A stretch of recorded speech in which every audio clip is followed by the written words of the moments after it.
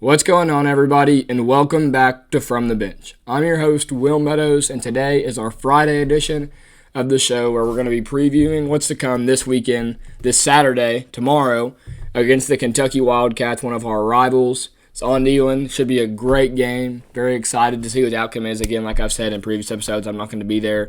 Hopefully I'll be able to watch a little bit of it at church camp, but they take your phones, so hopefully you can watch a little. I'll be able to watch a little bit of it, but it is what it is.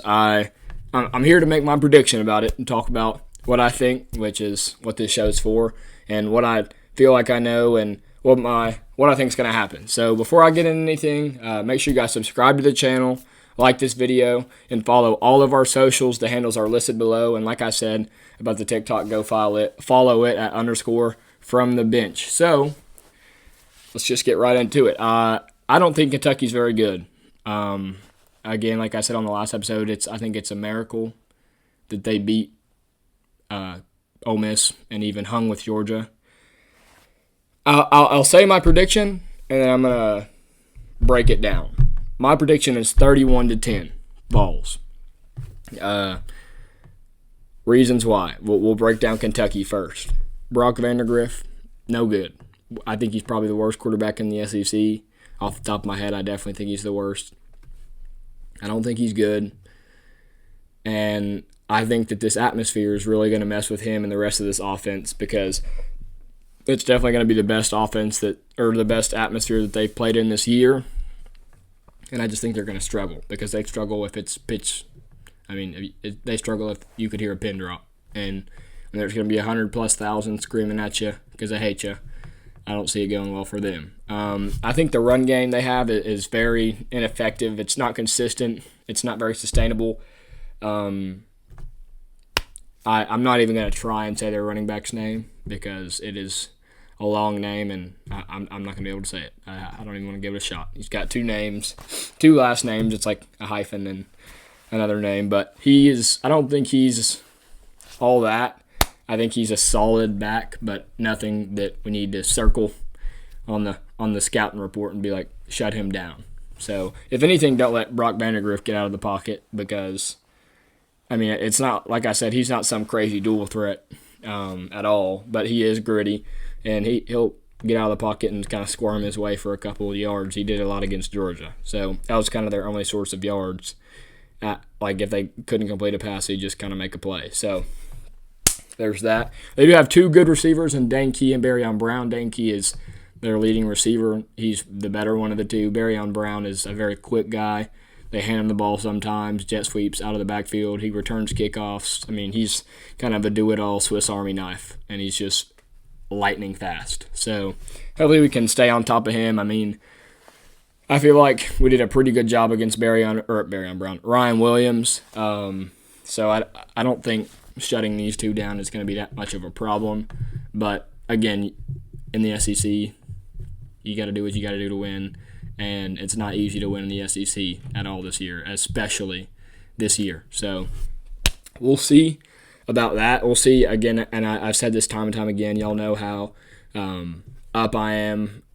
I am on Jermon McCoy, and I've been very high on him all year, and people kind of started jumping on the wagon against after Alabama. So I'm glad to see him getting the recognition he deserves. He was really good to start the year, and he was really good last year at Oregon State. Was a freshman All-American. So I think we're going to be able to stop the offense. I don't think it's going to be a problem for us.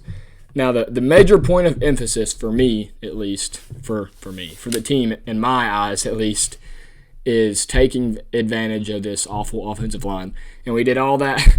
On a side note, we did all that talking about Gerald Mincey on the last episode, and he just got ruled out of the game yesterday or today or whatever it was, whenever the injury report came out, and everybody was saying that he's scared, which, you know, I'm never wishing injury on somebody, but I don't like Gerald Mincey, and nobody really does, so it's kind of interesting to see him do all that talking and then not even play. So, but besides the point, his position group, the offensive line, is not good at all for Kentucky whatsoever.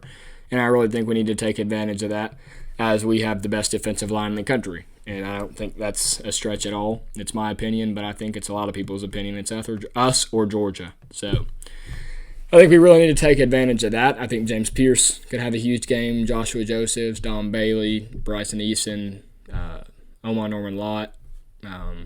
Jackson Moy has been playing very good. He didn't play a ton at the beginning of the year. Excuse me. He didn't play a ton at the beginning of the year, but he's really come on and has kind of been like a spark plug. Like, when he's out there, he's electric. Like, he seems like a leader. He plays with a lot of fire in him, so I like watching Jackson Moy play. So he's just one of the many people I think could make a difference with this D-line against the O-line of Kentucky. I don't think they're very good at all. So, like I said, that's the main thing that I think Tennessee needs to take advantage of with Kentucky's weaknesses. So that's their offense. Their defense is solid. They've obviously held Georgia to not a lot of points. I don't remember what the exact number was, but it wasn't a lot at all. They beat Ole Miss, who's a high-powered offense. So the defense is good. The DBs are all right. They got some good linebackers.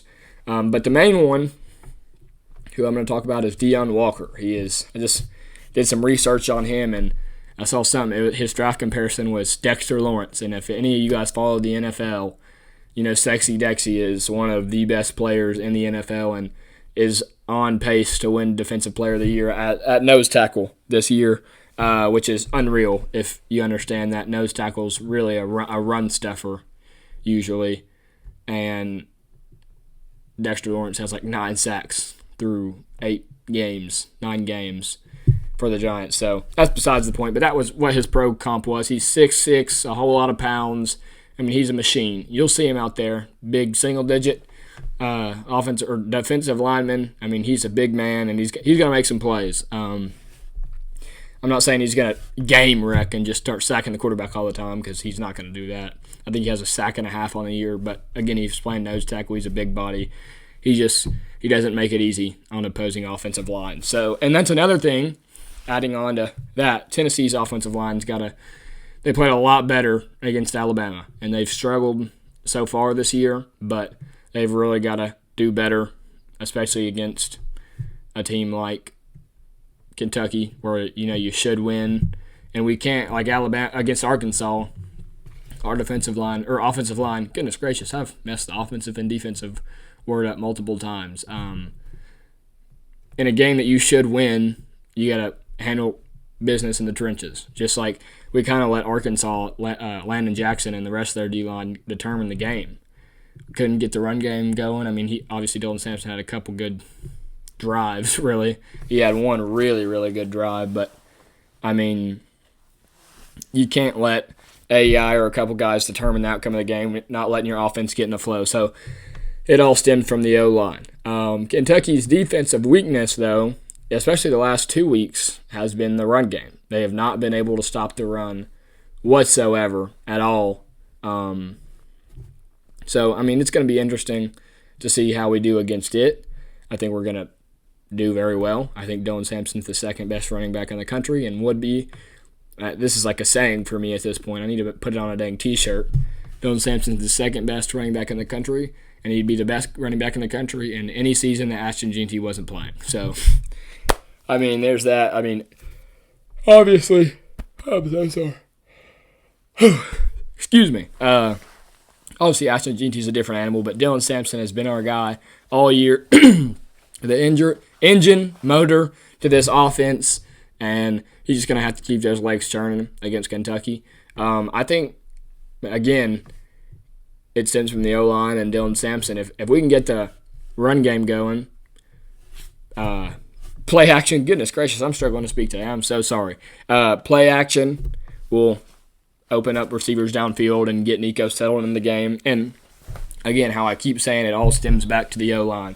Just getting Nico comfortable is going to be a big thing, and especially with this solid defense, it's one of the better ones we've played all year.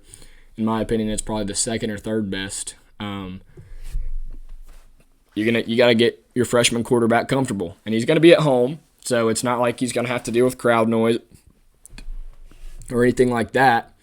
But you got to get him in a flow, because we can't keep starting off so slow. And everybody's saying it, and I've been the first person to say you can't complain, you just beat Florida and Alabama. But now that we're 2 weeks away from that, you can't start off slow against SEC teams, especially with how hard it is to win in the SEC these days. So that's going to be the main thing, I think, is if we can get out early on Kentucky. I just don't see Kentucky being able to score points with us at all. I think the offense is really bad. My prediction is 31-10, and I think it's going to be 17-3 at one point, and then we'll score 2 touchdowns, make it 31-3, and I think they'll score a garbage time touchdown. So it'd be crazy if that's actually what happened, but that's my prediction. I don't think this offense as mediocre, and not mediocre, but as much questions as we've had surrounding our offense this year. I think it's not a question, it's just they're bad. Like ours is at least a question, like, all right, like when are we going to turn it on? Like we know this thing can be good. Like they're doomed. They know their offense is really, really bad. Even when they beat Georgia, or even when they beat Ole Miss and tested Georgia, they knew the offense was horrible. So I just don't see them being able to compete with us. And if you get up 2 possessions on Kentucky, I think just right there. Like if you get up 14 on Kentucky, I don't see them being able to come back, especially with how good our defense is. I think that they just scored 10 points on Auburn and 20 on Florida the week before that. But they scored 20 and had the ball all the time. Like they threw 2 pick sixes. Like I don't think like they had the time of possession. Like I think DJ Lagway only completed like 10 passes that game because they were all just deep ball. Like they were just getting scored on quick. And what Florida did was they had a freshman run for 5 touchdowns. So, I mean, it's not like they just methodically got down the field. They'd throw a deep ball and then give it to him, or he'd just break one off. Like, I think our running backs are going to get going early. And I'd like to see some more of, obviously, we know how good he was at the beginning of the year, and obviously, you know, the competition is up, and Dylan Sampson's just played so good. But I'd love to see Deshaun Bishop get going early too. Obviously, I'm all for Dylan Sampson. If it's not broke and he's toting the rock and he's doing good, don't fix it. Like, I mean, there's no reason to change it. But obviously, Deshaun Bishop's going to get some run. Dylan Sampson gets tired. There's drives where Deshaun Bishop is going to be in. But Deshaun Bishop's just got to work on his pass protection. But other than that, he's been great for us. He gets so north and south so quickly. It's no east and west where he's trying to make somebody miss. Like, he's either going to run through you or he's just going to go. So, somebody I'd like to see get involved early. The main person I would love to see get involved early, outside of Dylan Sampson and things of that nature, because we know he's going to get his, is Dante Thornton. Hopefully this bye week got him a little more healthy. He's been on limited snaps since what seems like since Arkansas. Since Arkansas. And he's made the most of his limited snaps. We all know how he had the big catch against Alabama, and he had a catch in overtime against Florida. Like, he's been, with the snaps he's got to play, he's been good. He also had, and people just don't talk about this, and, I don't expect them to, but on Dylan Sampson's breakout run against Alabama where he came up the right side and got to the sideline for like 35 yards, that was all Dante Thornton. He sealed the edge and brought his man. So, hopefully, Dante Thornton, I think it's been a knee. He's been wearing a big old knee brace. His pants have been up to like his thigh area. So hopefully he's more healthy, and I'd love to see a deep ball let him loose and just let him make a play. So that's who I would love to see get involved early. But I think we've got a better coach. I think the atmosphere is going to be great. I think we've got a better quarterback, a better defense, just a better roster, better skill positions. We match up greatly with this team in terms of how we want to, which is better. And the atmosphere, I think the atmosphere is going to be huge. It's going to be blackout, black jerseys, night game in Neyland, which is never not fun. So, should be a great atmosphere, and I really think that can mess with Kentucky. It obviously Florida struggled with it in the second half tremendously, and Alabama struggled with it all game. On the first drive to the last drive, they struggled with it. So, hopefully the offensive atmosphere for the Vols can get going. They can feed off the crowd and like I said, be a proactive crowd, not a reactive crowd. So it should be a fun one on Rocky Top late at night. make sure everybody's safe. Everybody, if you're going to the game, have fun. Comment if you're going to the game and let me know where you're sitting, or if it's your first game, just comment something about the game on Saturday. So, again, I really wish I could go.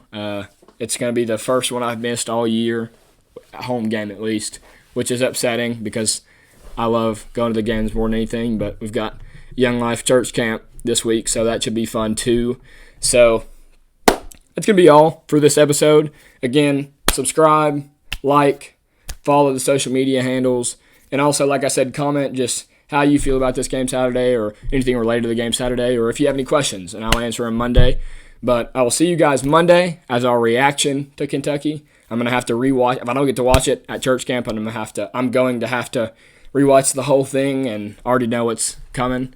So it'll be all good. We're going to have a good reaction on Monday. Hopefully, I think this should be a good win for the Vols and a good atmosphere, and keep the season on pace for what it should be, which is the goal is the college football playoffs and national championship. So thank you guys for watching. Again, thank you guys for all the support, and go Vols.